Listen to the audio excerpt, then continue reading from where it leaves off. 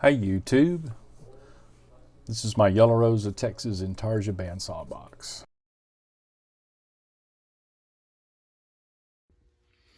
Okay, so we're going to work on the top, and I said before we're going to embellish this with an Intarsia piece, and we're going to use some yellow heart, and I'm going to make this. I made this Intarsia pattern, and we're going to cut the pieces out of this and get that ready, and we're going to put this, and it'll be beautiful. We'll have this beautiful yellow rose. We've got some green leaves, maybe this made out of poplar.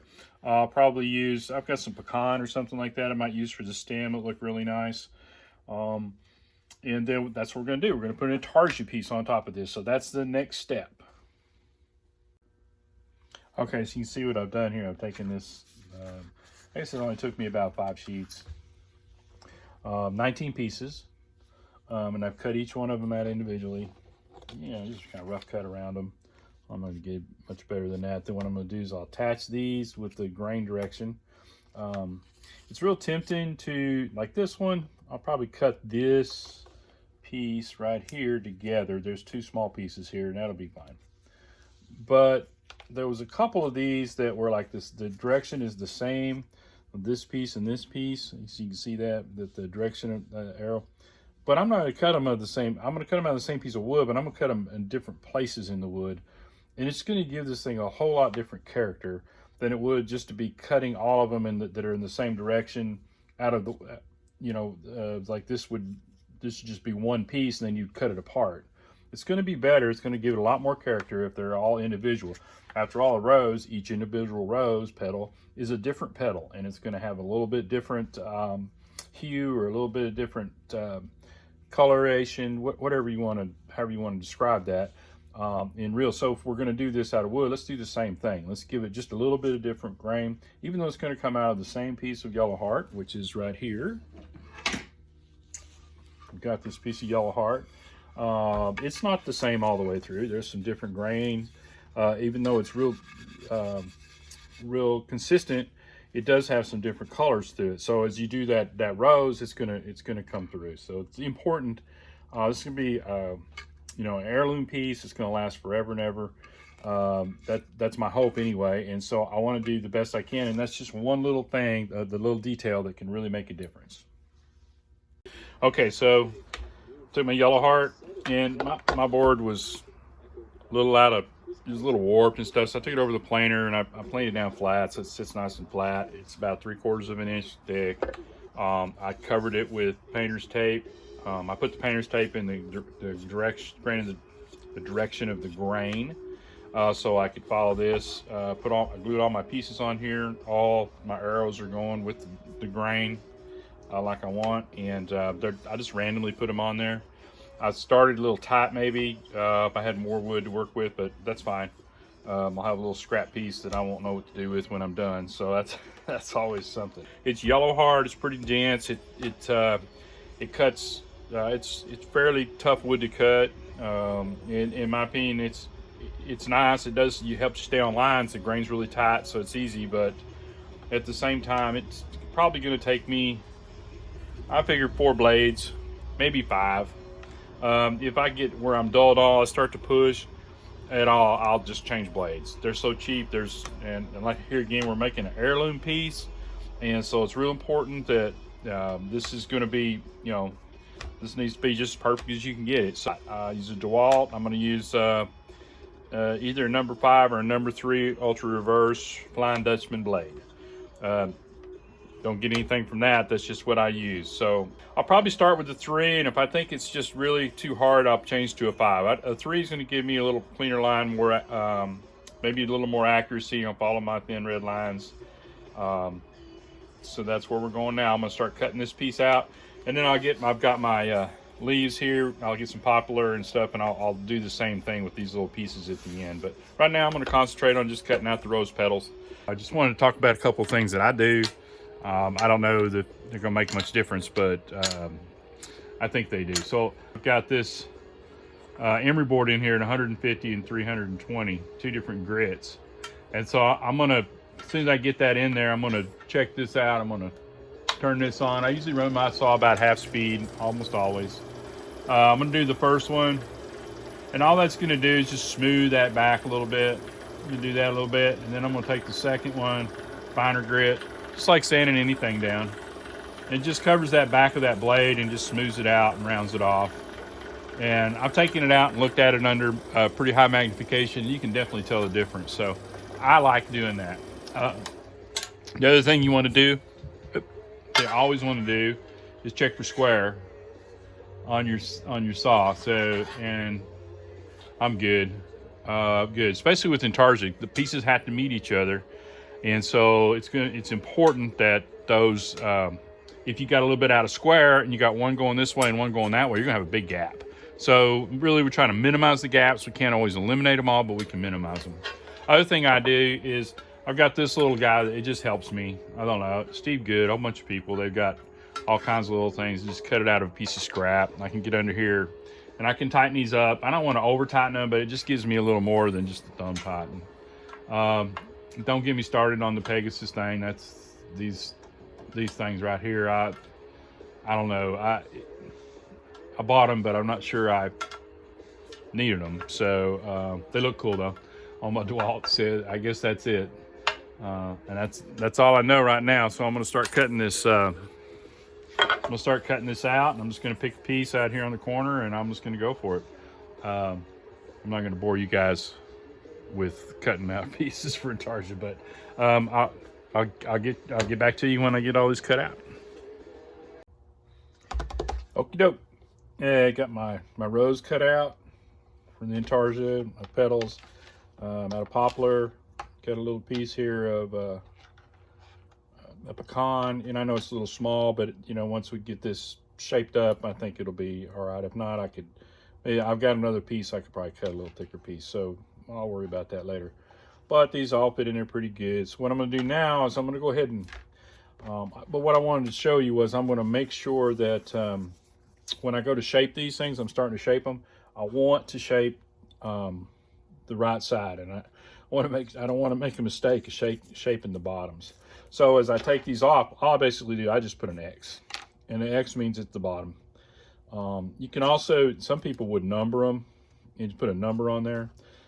And like I said, I didn't really number these because there's only, these are 19 pieces total, so it's not that big. It'll be good. It's gonna look really good against that, and then of course the yellow heart against the walnut. It's just gonna pop out. It's gonna be awesome. I've got all my pattern taken off. I've got my yellow rose here. I went ahead and I've already kind of shaped these leaves a little bit. I just thought I'd talk a little bit about shaping and how I'm going to go about approach this. So if you look at it, think of a rose. This is probably going to be the taller pieces. In the center is going to be some of the shorter, smaller pieces, so you have that dimension of a flower. Now saying that, probably these outside are going to have, I'm going to try to do a lot of dimensioning on this. So it's going to be, some of these pieces inside might be a little taller than the other ones inside because the flower is a natural thing. So sometimes they'll do that. You can see I did these leaves. I did this one. You can see how it stands up. And all I did was I just took it and I took it over when I was sanding. Here's the flat side. Here's my X's for my bottom. I did the bottom on the point up there, and it makes it look like it's standing up, like it's coming up in the air. And it is, because there's a little space in there. And that's all right. You can be freeform with this stuff. That's, you know, some people would just take these pieces and will just barely do the outline edges and put them back together. It looks okay, but that's not what we're going for. We're going to sculpt a rose out of this. So we got all the pieces cut out, so we're going to work on sculpting it. You know, I could have just barely took the corners off of this stem, but I decided instead to just make it as round as I could. See, the bottom's still flat. I just tried to make it as round as I could, and I'll do some more finer finishing on that, but that gives you a good idea what that's going to be. And then this one, I took it, and I'll probably end up making this end thinner on this end, so it looks like it's going that way. That gives that a lot of dimension and a lot of a feel like it's you know, it's like it's alive. So that's what we want. That's what we're going for. So we're going to keep working on that, and I'll probably take you over to the sander at some point here and kind of show you what I do when I'm doing some of this stuff. But for now, I'm going to kind of concentrate on doing this. I'm going to start in the center. That's what we're going to do, is we're going to start shaping this thing. Okay, so you can see I started this process, and I kind of zoomed this in so maybe we can see it a little closer. So you know, this piece was, I made this one fairly shorter, and then got this one up, and it kind of comes up, and then this one here, I tried to make this a little taller than that piece, and then lower here, you know, I'm looking for that curve, you know, things growing up, a new bud, you know, coming up, that kind of thing. This one here, kind of the opposite. This is up above this piece here. This next piece, what I'm going to try to do is start this edge right here to come up below that line right there. So what I've done is I just go in and I make a little pencil line. And when I take this out, I like to use the tweezers because it's easier. Now I take this out, so I have this line now. So I know that I want to shape this below this line a little bit. So, and I'll make this come over, and then this around, and this here. This side here, you know, I know I've still got that reference line here, so I'm going to try to kind of shape that. So we'll see how it goes. Okay, so I shaped that piece, and I like the overall look at it. I will go back over each one of these pieces with the finer grit, and then finally with the sanding mop, and I'll clean up some stuff when I do. One of the things is, you can see here, there's like a really sharp edge. I will, while I won't take that off, I will sand that a little bit to get that to be a consistent finish there. So, you know, and I got a pencil mark there, and you know, all those kind of things will come off of it. So I'm just going to keep working this, and you can see I kind of made this point, you know, it's like a rosebud petal coming up and then coming down here, and then you see the transition here now is much better between this piece and this piece. I got down below my line. I didn't quite get in there a little bit. That's one of those places I'll have to clean up by hand a little bit. But as we're going along here, I'm pretty happy with this. This looks pretty good. My cuts seem to be pretty good. You go see there's a few gaps, but they're not going to show whenever I get all this done. When we get it glued up, you won't see any of these. There really is kind of a minimal gaps. There's a little one there, a little one there. So I'm excited to see this thing come to life. It's awesome. So I am probably going to do this piece next, and I will come down on this. I will come down on this side of it, and then I'll leave this pretty tall and pretty proud. I'll come back on the back side of these and kind of make it petal and make it stick up a little bit, and I'll just keep doing that with each one of these successive ones until I get this bloomy, petally looking flower. Okay, so you notice, you know, I'm just working from the inside out. And what I'm going to do is, when I do these pieces here, I'll probably do this one next, and I'm going to take you with me over to the sander when I do this one. I'll go in here and I'll draw a line on the inside, you know, to kind of give myself that, you want that, this to, you know, you have to understand when you're doing the rose that this petal here starts at the bottom of the flower, just like everything else. It starts down in here, and so it needs to really be, to give it that nice dimension, it needs to be below this sight line that you see here. So the inside of this piece always needs to be below the sight line of these pieces, and start from there. And it could be really subtle, just a little bit of movement sometimes will take care of it, and sometimes it needs to be drastic. It just depends on the piece and your own preference. So this is how I'm going to do that.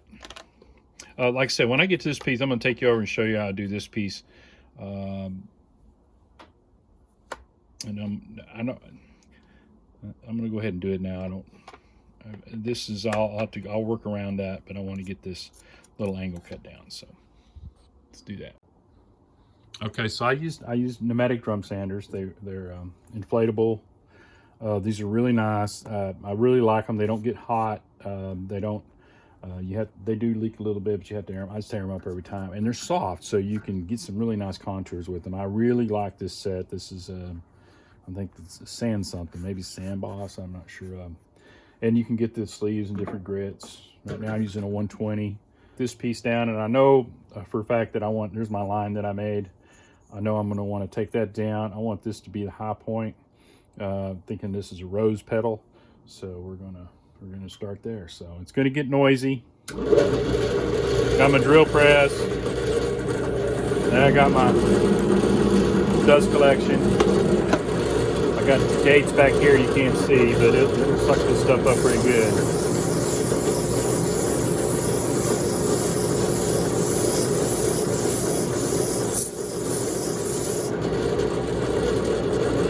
See, I'm already almost all the way to my line. I'm gonna come in here and I'm gonna. You can see that gives me this really nice leafy kind of profile on this rose.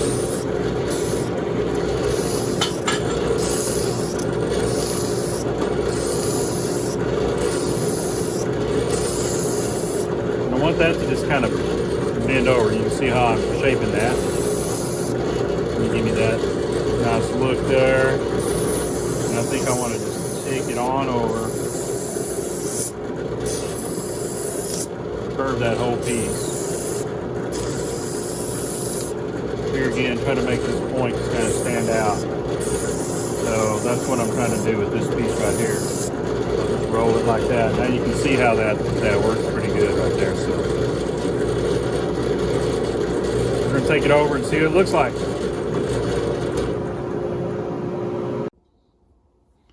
Okay, so it looks like it turned out pretty nice. I brought it in here, put it back in place. And it really falls really nice on the inside of this one. This side's a little bit lower. I did lower that point a little more than maybe I wanted to, but that's okay. I mean, things open, they move, they're organic, so that's the whole idea here. This piece here, now I'm going to take this piece down quite a bit, so it's going to be way down inside here, and then this will be kind of a peak, and then another peak, kind of. I want to taper this back, so this area in here should be the high point. I'm gonna try to leave this one pretty tall, and I'll get after this pretty aggressively here though. So that's my next piece. Okay, so I'm thinking this piece right here, this section right, it kind of looks unnatural. Only because I didn't get the sander down in there. I don't really have anything small enough to get in there. So what I'm gonna do is I'm gonna use a stick with some sandpaper on it, and I'm gonna get in there and do it by hand. Okay, so I had a little dowel here with some sandpaper. It's too big. I'm just gonna do it by hand. I rolled up some sandpaper, and you know, you just have to do some of this stuff sometimes. You just have to get after it by hand. However you can do it. Just getting in that little pocket. And it doesn't take much. You just want it to be consistent finish, so it's not gonna take a lot, but to make it look good.